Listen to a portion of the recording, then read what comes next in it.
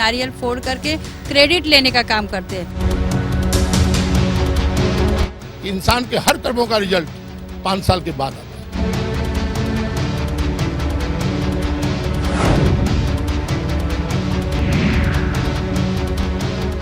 Break के बाद आप तमाम लोगों का फिर एक बार स्वागत है मुंबई की आवाज में। मुंबई की आवाज में आज हम पहुंचे हैं MIM के हेड ऑफिस में, जहां पर वो तमाम लोग मौजूद हैं जो कहीं ना कहीं नाराज है कि आखिर भारत देश में क्या कुछ हो रहा है। आपसे जानना चाहेंगे, आप क्या कहेंगे? हम ये कहना चाहते हैं कि संस्कृत का एक श्लोक है, मूकम करोति वाचालम पंगुलंघते गिरिवम यत् कृपातम हम वंदे परमानंद माधवम गुरु ब्रह्मा गुरु सुरु गुरुदेव महेश्वर गुरु साक्षात पर ब्रह्मा तस्मै श्री गुरु नमः। इसमें एक शब्द आया यत् कृपातम हम वंदे का, पर ब्रह्मा का नाम आया। वो पर ब्रह्मा के बारे में लोगों को नहीं मालूम है क्या है। और यत् कृपातम हम वंदे, बंदा वर्ड खाली मुसलमानों के लिए नहीं है, पूरे जितने विश्व को लोग हैं सबके लिए है। और सबकी पहली माँ एक ही है, हमारी माँ, आपकी माँ, सबकी माँ। हम सनातन को मानते हैं। जो सनातन धर्म है उसको जो मुसलमान ना माने, कौन मुसलमान नहीं मानता? बाबा आदम जी, इस जमीन पे इंसानों की पैदावार हुई है, सब आपस में भाई भाई है, कोई इसमें नहीं। लेकिन एक बोलो धर्म को बिगाड़ के कोई चीज बोली जाए, जैसे कि हम आपके सामने हैं बोलते हैं कि रे चातक सावधान मनसा मिश्रम सूर्यता मम्बोदा बहवा ही सांध करने सोडप नेता दिशा केचित दृश्य बधाम कर जंत केचित बिरथा एम तत्पुर तो महापुरी दीनम बचे। ये लोग जो वचन बोल रहे हैं सिर्फ ये लफड़ा करवाने के लिए, इसमें कोई सच्चाई नहीं है। सब आपस में चाहे जो हो, चाहे वो जन्नती हो जहन्नमी हो, भाई है वो हमारा भाई, चाहे जहन्नम में जाए चाहे जन्नत में जाए, चाहे स्वर्ग में जाए चाहे नर्क में जाए। ये लोग जो बोलते हैं भारत माता की जय, सनातन धर्म में था धरती माता की जय। हम मुसलमानों में हमारे रसूल ने फरमाया कि जब कोई सच्चा आदमी, सच्चा पुरुष इस धरती से जमीन में जाता है तो ये तुम्हारी दुनिया की माँ से 70 गुना ज्यादा प्यार करती है। लेकिन सत्य पुरुष, हमारा भाई अगर गलत है तो उसको उतना सजा देगी ये जमीन, तो मेरी माँ से 70 गुना ज्यादा बड़ा इसका मर्तबा है। और इसको तुम लोग किस हिसाब से पेश करना चाहते हो?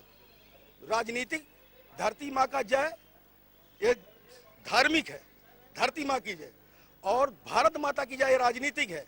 यत् कृपातम हम वंदे धार्मिक है, वंदे मातरम राजनीतिक है। ये सब है। इसको धर्म की पुस्तक बोल दो, पहले पढ़े वो ऋग्वेद, सामवेद, अथर्ववेद, वेद, जो चारों वेद हैं उनके घरों में पाई भी नहीं जाएगी।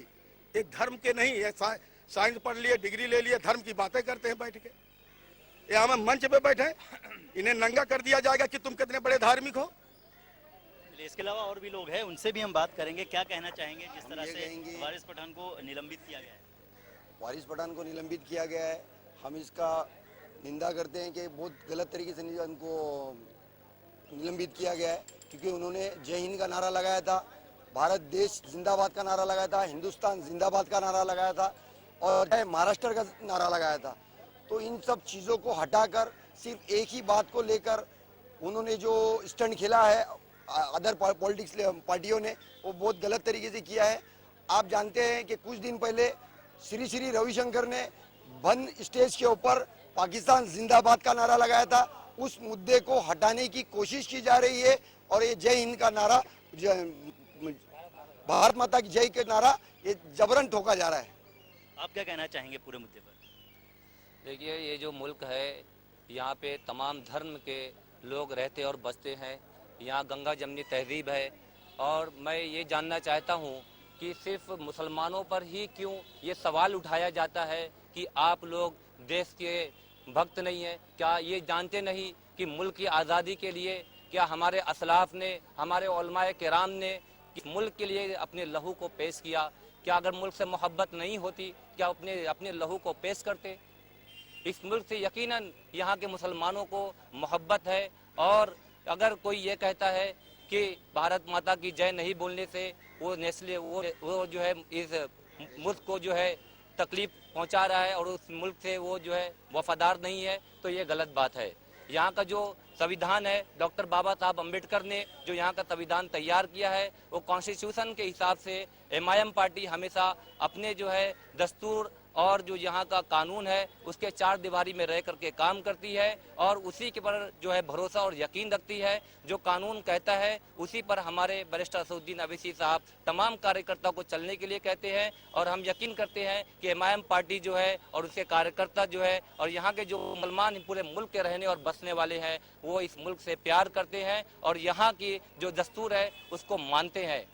इसके अलावा आपसे एक चीज़ जानना चाहेंगे कि आपको नहीं लगता है कि जिस तरह से मुद्दा बनाया जा रहा है, क्योंकि भारत माता की जय नहीं कहा जा रहा है, लेकिन उसकी जगह पे जय हिंद जरूर, जय हिंद का नारा लगाया जा रहा है, हिंदुस्तान जिंदाबाद का नारा लगाया जा रहा है, तो आखिर आपको नहीं लगता है कि इसको सिर्फ और सिर्फ मुद्दा बनाकर राजनीतिक रोटियां सेकने की कोशिश की जा रही है? देखिए, मुद्दा बनाने की जो बात है, तो आपका सवाल जो है ना, ये सीधे सीधे पहले होना चाहिए मोहन भागवत से, क्योंकि ये मुद्दा बनाने की शुरुआत आरएसएस प्रमुख मोहन भागवत ने की है।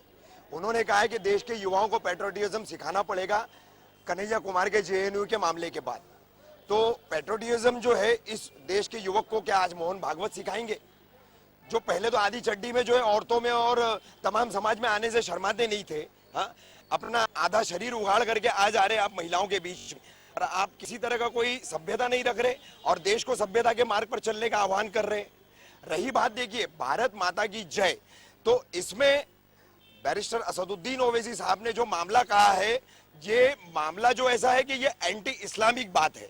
वो इसलिए है, इस बात को सबसे पहले समझ लीजिए कि भारत माता की जय, हम भारत देश की जय 1000 बार कहेंगे, लाख बार कहेंगे, करोड़ों बार कहेंगे, अनगिनत बार कहेंगे, हमारी सांस आखिरी दम तक चलती रहेगी तब तक कहेंगे, लेकिन भारत माता की जय को हमारा विरोध सिर्फ इसलिए है कि आरएसएस और उनसे जुड़े हुए जितने भी एक्सट्रीमिस्ट हिंदू ऑर्गेनाइजेशंस हैं, उनका जो है एक एजेंडा है, एक से जहां आप भारत माता की जय कहोगे तो वो एक मूर्ति के रूप में जो है भारत माता को पेश करते हैं। तो हम मूर्ति पूजक नहीं है। और जैसे कि अभी थोड़ी देर पहले हमारे साथी चाचा ने वेदों का हवाला देकर के सनातन धर्म की स्थापना से लेकर के अब तक का जो मामला बताया है, तो वेदों में भी स्पष्ट रूप से कहा गया है कि आप मूर्ति पूजा न करें। तो फिर क्यों आप किसी देश को, एक स्त्री को जो है अलंकारिक बना करके उसको भारत माता का नाम दे करके पूरे देश को गुमराह करने की कोशिश कर रहे? ये मेरा मोहन भागवत से सवाल है। जी बिल्कुल, इसके अलावा और भी लोग मौजूद हैं, आपसे जानना चाहेंगे, आप क्या कहना चाहेंगे जिस तरह से पूरा मामला जो है वो राजनीतिक रूप अब पकड़ता जा रहा है? देखिए, अगर हम आरएसएस और बीजेपी की बात करें तो ये दोनों यही जानते हैं कि हमारी जो राजनीति की रोटी है इसी के ऊपर सेक सकते हैं। अगर वो राजनीति नहीं करेंगे तो उनसे सत्ता चली जाएगी। तो कहीं ना कहीं इनको जो हिंदुस्तान में जो सत्ता मिली है इसी मुद्दे पे मिली है और ये मुद्दा गर्म करना चाहते हैं और ये मुद्दा जिंदा रखना चाहते हैं। अगर हम बात करें 9000 करोड़ की तो वो मुद्दा चला गया, हम गरीबों की रोटी की बात करें तो वो मुद्दा चला गया, अच्छे दिन की बात करें तो वो मुद्दा चला गया, अगर हम सबका साथ सबका विकास बात करेंगे तो वो चला गया, 15 लाख की बात करेंगे तो वो चला गया, मोदी जी की नौकरी की बात करेंगे तो वो चला गया। आज हम नौजवान चाहते हैं कि हिंदुस्तान में नौकरी मिले, हम ये चाहते हैं कि हमारे बच्चों को एजुकेशन मिले, हम ये चाहते हैं कि हमको अच्छी हॉस्पिटल के अंदर अच्छी सुविधा मिले। आज वो सारे मुद्दे जमीन पे चले गए। हम बात करेंगे तो भारत माता की जय की बात करेंगे, हम बात करेंगे तो अलग अलग मुद्दों पे बात करेंगे। हम ये मुद्दे नहीं चाहते, हम मुद्दे ये चाहते हैं कि हमको हमारे हिंदुस्तान में जो दूसरों को हक मिला है वो हक हमको भी मिले। हम चाहते हैं हमारे बच्चों को एजुकेशन मिले, हम चाहते हैं हमारे बच्चों की अच्छी तालीम हो, हम चाहते हैं जैसे हिंदुस्तान में आम नागरिक रहते हैं वैसे एक मुसलमान भी रहे। लेकिन ये बीजेपी और आरएसएस नहीं चाहते, इनको डिवाइड एंड रूल की पॉलिटिक्स जो सन 1947 से पहले ब्रिटिश ने करके गई है वही राजनीति वो आज करना चाहते हैं। लेकिन हिंदुस्तान का चाहे वो दलित भाई हो चाहे वो हिंदू भाई हो, वो अब उनकी रोटी सेकने नहीं देगा। हर नौजवान अब समझदार हो गया है, पढ़ा लिखा हो गया है, अब उनकी राजनीति के झांसों में नहीं आने वाला। हम ये चाहते हैं जो भारत माता की जय बोलने वाले लोग अगर वो सोच ले समझ ले कि हिंदुस्तान के अंदर कितने मुसलमानों ने, क्या हिंदुस्तान की फौज में मुसलमान नहीं है? क्या कारगिल की लड़ाई में मुसलमान शहीद नहीं हुआ? अरे नारे तक भी अल्लाह अकबर लगा के नारे लगा के जाने वाला एक मुसलमान जब मारता है पाकिस्तानियों को तब समझ में नहीं आता कि ये हिंदुस्तान का मुसलमान के जान देने की भी ताकत रखता है। बिल्कुल, इसके अलावा आपसे एक चीज़ जानना चाहेंगे कि आपको नहीं लगता है कि क्योंकि सदन चल रहा है और कई सारे मुद्दे हैं जिस पर बहस होनी चाहिए, वो तमाम मुद्दों को एक तरफ करके इस तरह के मुद्दों पर बहस करना कहीं ना कहीं वो तमाम आम जनता के साथ में एक तरह से खिलवाड़ है जो लोगों ने उन्हें चुन के जो है वहाँ पर भेजा है? खिलवाड़ तो जनता के साथ पहले से होता आ ही रहा है और ये जो चीज़ आप जो बता रहे हैं डेफिनेटली ऐसा नहीं होना चाहिए था क्योंकि सदन में हमारे जनता के प्रोग्रेस की बात होना चाहिए था, लेकिन जब से ये बीजेपी की सरकार आई है वो कभी प्रोग्रेस की बात कर ही नहीं रही है। जनता का जो ध्यान है वो यहाँ से वहाँ सिर्फ भटकाने का काम किया जा रहा है, और ये कोई मुद्दा था ही नहीं, क्योंकि जब कॉन्स्टिट्यूशन के अंदर ये चीज़ लिखी नहीं गई है तो आप किसी भी देशवासी को ये फोर्स कैसा कर सकते हो कि आप भारत माता की जय बोलिए। ये जानबूझकर मुद्दा खड़ा किया गया है, मुसलमानों को एक तरीके से फिंगर करके किया गया है, और इसीलिए हमारे असद साहब ने इसके ऊपर आवाज़ उठाई है। और जो ये कांग्रेस सरकार, ये जो कांग्रेस के जो लोग हैं, ये जो कह रहे थे इतने दिन से कि एआईएमएम जो है वो बीजेपी के एजेंट है, तो मेरे ख्याल से कल ये साफ नज़र आया कि मीम जो है वो बीजेपी की एजेंट नहीं है, आप लोग खुद यानी कांग्रेस जो है वो बीजेपी की एजेंट है, आरएसएस की एजेंट है। ये आज पब्लिक को नज़र साफ तरीके से आया है। बिल्कुल, जिस तरह से सदन में जो भी चीजें हुई उससे लगातार कई सवाल खड़े हो रहे हैं, चाहे बीजेपी की बात की जाए, कांग्रेस के रवैये की बात की जाए, हर चीज पर सवाल जो है वो खड़े हो रहे हैं। आपसे जानना चाहेंगे, आप क्या कहना चाहेंगे पूरे मुद्दे को देखते हुए? देखिए, 68 साल भारत के मुसलमानों ने कांग्रेस को साथ दिया और कांग्रेस ने इल्ज़ाम लगाया कि एमआईएम बीजेपी के एजेंट है। मैं ये कहना चाहता हूँ, बार बार बीजेपी के एजेंट का जो ये लोग लगाते हैं, आज जितने भी प्रॉब्लम्स हो गए वो कांग्रेस के राज में हो गए। मुसलमान नौजवान बेरोजगार हो गए, घर से बदतर, मतलब बोलते हैं दलित से भी बदतर हालात उनके पैदा हो गए। आज कहीं भी जाओ पुलिस स्टेशन में मुसलमान की इज्जत नहीं है। तो ये हालात पैदा किसने किया?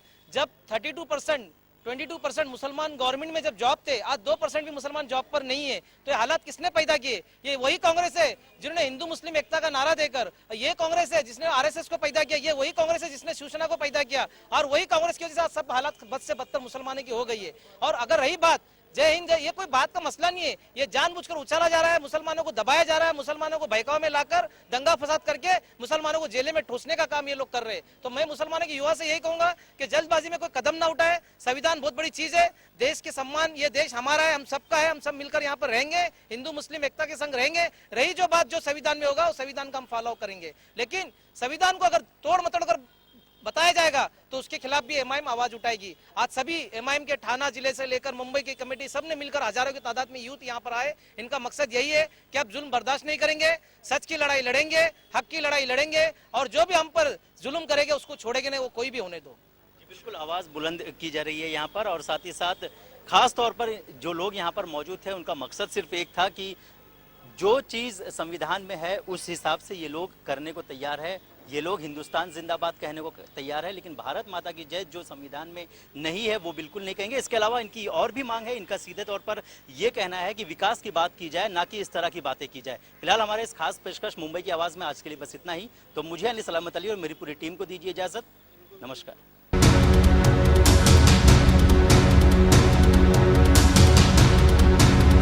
नारियल फोड़ करके क्रेडिट लेने का काम करते हैं। इंसान के हर कर्मों का रिजल्ट 5 साल के बाद आता है।